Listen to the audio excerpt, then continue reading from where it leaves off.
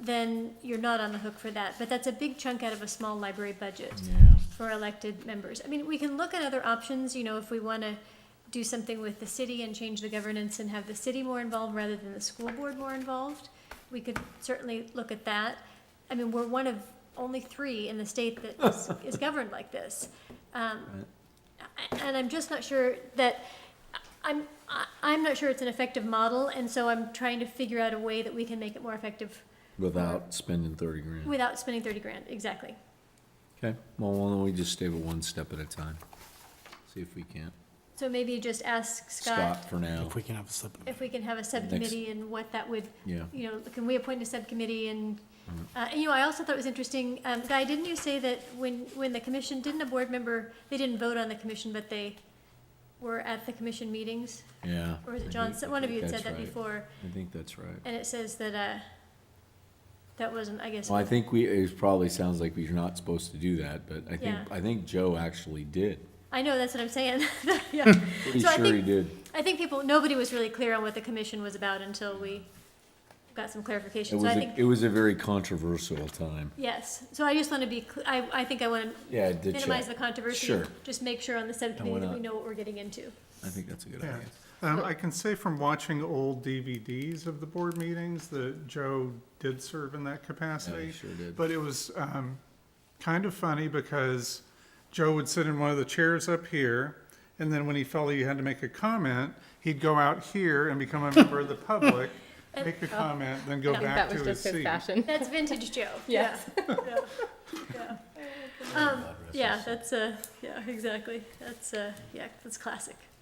But yeah, if Steve, if you would ask Scott to, just give us some, if we wanted to appoint a subcommittee, to review, to review things as we saw. So, I mean, I don't think we want to give a list, but sort of leave it open about what the things the subcommittee would maybe budget and, some of our big purchases and remodels and that kind of stuff. What would we need to do that, and what would our restrictions be around that? Okay, And then we can kind of formulate something from there.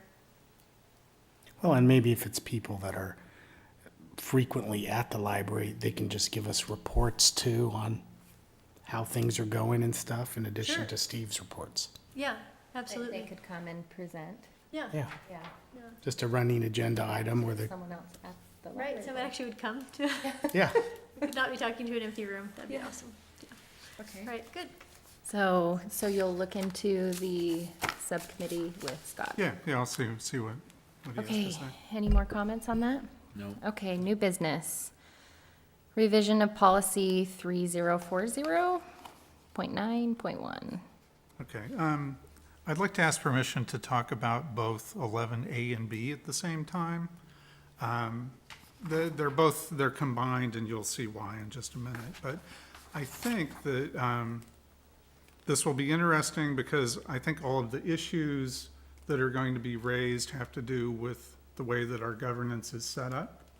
And I think it'll make things probably more confusing and more complicated, but well, let me start with this. I had asked Scott to do a revision of policy 3040.9.1, which is the section on FMLA, CFRA, and family leave. And he wasn't able to finish that in time for this meeting. But this is a copy of the existing policy here. And it was revised in 2014 and 15. And I looked back, and really the only revisions made were that the numbers were different. The wording didn't really change during those meetings. We just reorganized this section, which made the numbers different, which caused it to be revised. But if we look at, let's go down to, if we look at 3040.9.1, and we go down a couple of lines to where it says eligible employee. Well, in conversations with Scott, and I've confirmed this with Department of Labor, but it seems that no one at the library is really eligible for the Family Medical Leave Act or the California Family Rights Act because we don't have 50 employees at our location. And This is based on a couple of really recent court decisions, and to the point where it's very confusing because on the Department of Labor website, it contradicts that. It says that as a public agency that we should be covered, but recently they've decided that we shouldn't be. But looking at this document, I don't think that the board, when they passed it, really intended to not have people covered by this. Scott's saying that there are no eligible employees, so this doesn't really apply. So one thing that I saw on the Department of Labor website, and if the board was to choose to do this, the Department of Labor says, nothing in the FMLA or its regulations prevents an employer from providing an employee with greater protections and/or more leave than entitled to under the law, even if the employee is not by law eligible and/or the employer is not covered. So I think that's something to keep in mind when we're looking at these revisions, that we can provide more than the law specifically states. But, okay, now where it kind of gets confusing, and what we were basing the FMLA CFRA leave on before was contact with Solano County. And the next couple documents are from the risk assessment people at Solano. And according to them, all public employers, regardless of the number of employees, are supposed to be eligible for FMLA or CFRA.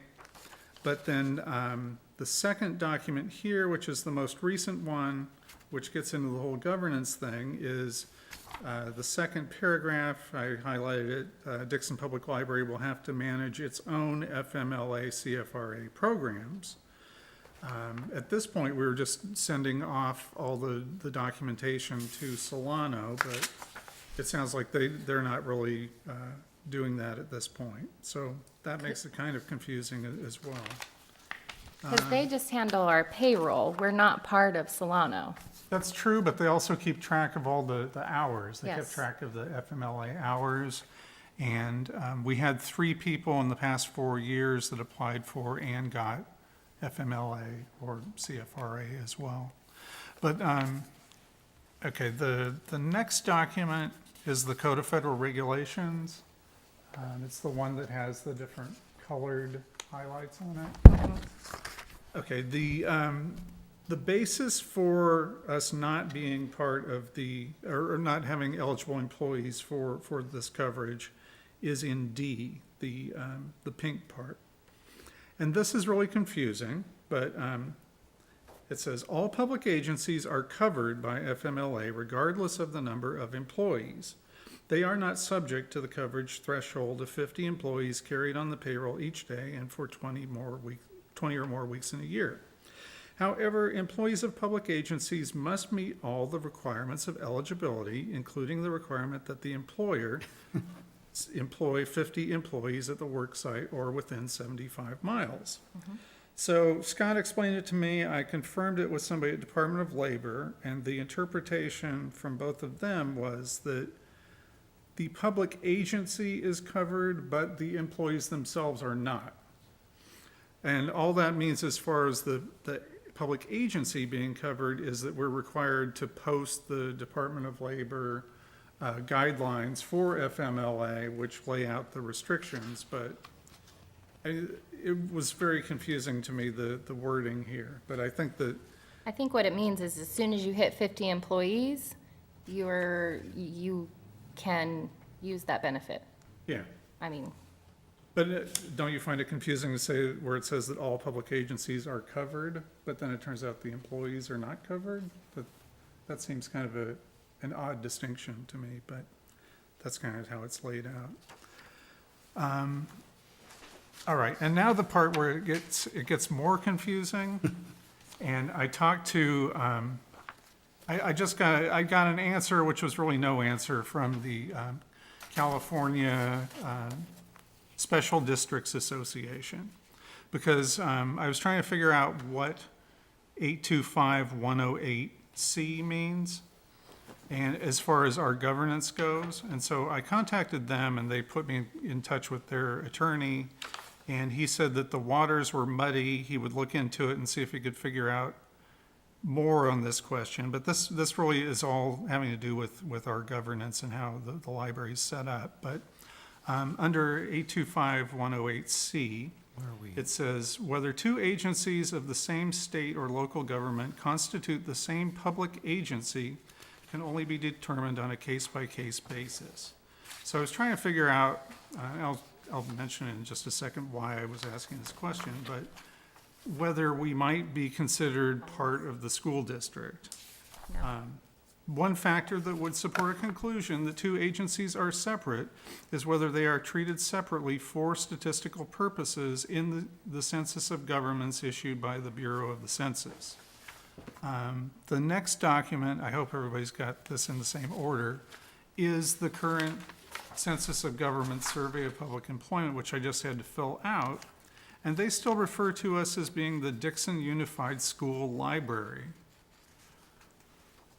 I will say, so if that's the case, if that's what they're referring to us as, it needs to be changed, because otherwise there would be things like insurance that would be the same. The school district does not pay for insurance for the library. They are completely separate entities minus the board. So if that's the case that this says this, then that means if you were part of the Dixon Unified School Library, then that means you guys would have a role in working at our libraries, and that they're completely separate entities. Well, the other thing too is that the tax district is different, Right. Yep. completely different. In fact, we get money because of that, that's different. Well, we changed it, remember, when we Oh, changed the when you did boundaries? the last thing? Yeah. Yeah. But this is the survey of public employment and payroll, and neither the employment nor the payroll are, I mean, the school district doesn't do your payroll or hire you. Yeah, yeah. So I would say that that's probably erroneous in terms of title, but So maybe we look at changing this, because this is the Dixon Public Library. It's not the Dixon Unified School Library. Do you know what the Where did that process even would be come to up with? apply to have that agency name changed? No, I'm not sure. Well, I looked into the census, let's see, sorry, this is all a little bit confusing, I think, but, okay. From the next two documents are from the 2012 Census of Governments. And under library districts in unincorporated towns and villages, it says, for public libraries operated by union high school districts and unified school districts, see public school systems above. The next page, I think I've got it bracketed. With the exception of the Santa Paula Union High School Public Library District, which seems to also include Banning, because that was the other place that Right. Yeah. had things changed by the legislature to give them the rights to have their own separate library board, separate from the school board. With the exception of Santa Paula Union High School Public Library District, Unified and Union High School District library districts are administered by the board of the establishing school district and are not counted as separate governments. The district in Santa Paula is governed by a separate board of trustees and was renamed the Blanchard Santa Paula Library District.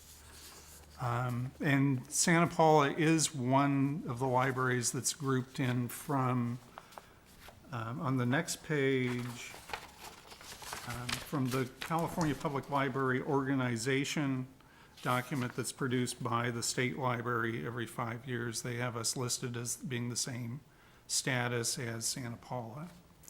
So what this all means, I'm not really sure. The next page has a little bit of history of the legal authority and organization of the library. And in 1911, when we were originally named, we were called the Dixon Union High School District Library District of Solano County, California.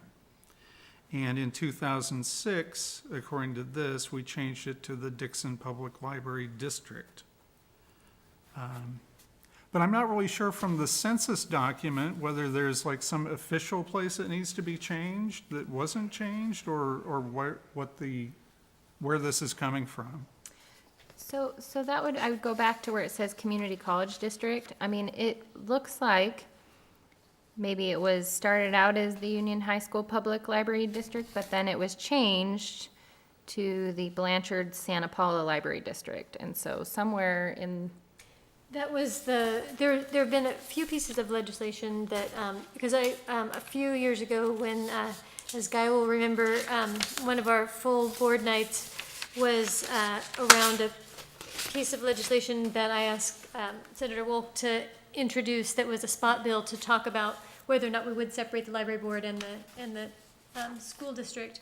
And she also carried this bill in 2006 to change the name of the Dixon Public Library District. But the idea, I looked at the other two pieces of legislation that had separated the other two places where they had separated. And they were for sort of similar reasons. The governance had gotten really confusing. And so they were trying to sort of clean that up. So the ones that we're looking at, the Santa Paula and I think it was Banning was the other one, it was sort of the same situation we're in where things got confusing and they ran special legislation to separate out the two from each other so that they weren't a high school and a library district together. So that's why they are now separate. But all the 2006 bill did was change the name. It didn't separate the two from each other. but when it comes to like the 50 employees, the library is not, Right. doesn't get to take on the employees of the school district to have FMLA granted. Right, well, I wouldn't think, and we could certainly, I mean, we could certainly figure this out in some sort of legal capacity, but I wouldn't think if you're talking about employment and payroll, I mean, those things are not combined. Governance is combined, but employment and payroll isn't combined, so, I actually can say that I do believe that Scott did look into that. okay, And he did not find, he found that they were separate entities, yeah. so. Yeah, because we're not paid by the library board, we're paid by the school board for our stipends, and there's not, I mean, there isn't any overlap. I think, another thing to consider in this situation is, we talked before about, whether we wanted to, it was a cost-saving measure to roll under Solano County, and I mean, this is another, one of those pieces where, different benefits and that sort of stuff, I mean, and that's, maybe we don't need a subcommission, maybe we wanna, Yep. we wanna go back and look at that, right? I mean, Because then, under Solano County, if the library was ran by Solano County, then it would qualify for FMLA. Right, But as of it is right now, according to our attorney, the library does not qualify for it. right. I do have a question real quick about the revision of the policy. Scott hasn't reviewed that yet, so we actually can't take action on that yet. No, I was expecting to have it this week, but So we This will, is just the policy. yeah, this but is the that's, current current policy. that's the yeah. current policy, but it says revision of policy, so we cannot vote on that yet because we do not have the revision. Where's the revision? Yeah, that's. what Yeah, I'm we don't We- have the yeah, we revision. So we need to Just table table the it. revision of the policy, 3040.9.1. No, we just take no action. We Or- don't have to table it. We don't have to have it No, we come just back take to no it. action. Yeah. Yeah, Okay. we just, yeah. Okay, Well, you just put it back on the next Yeah, agenda. You don't okay. have to table it. and then can you explain what the B is? Oh, I wasn't really sure what his revision was going to be, so, yeah, I would say just table that, too.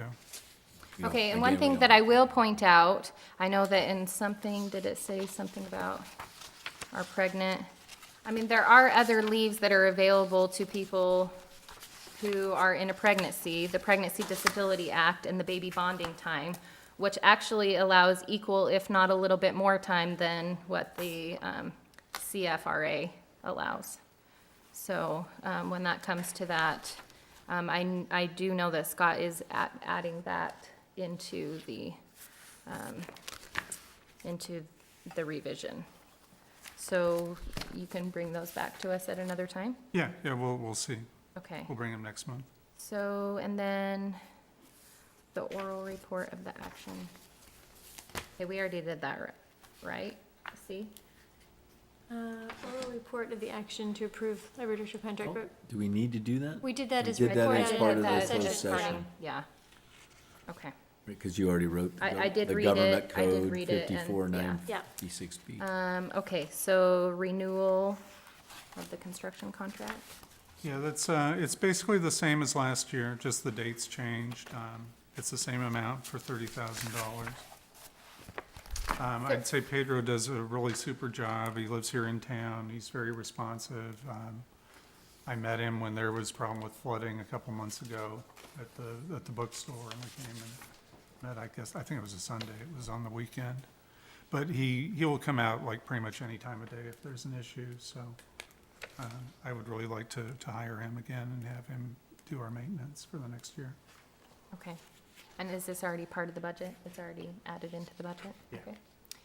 Are there any comments on that? So the 30,000 is the same amount that we paid for last year, and the contract's the same? It's up to 30,000. Okay. So far, we paid 26,000, but something. For this came up. year, Yeah. but this for is year. next year's. But yeah, this will be the same amount.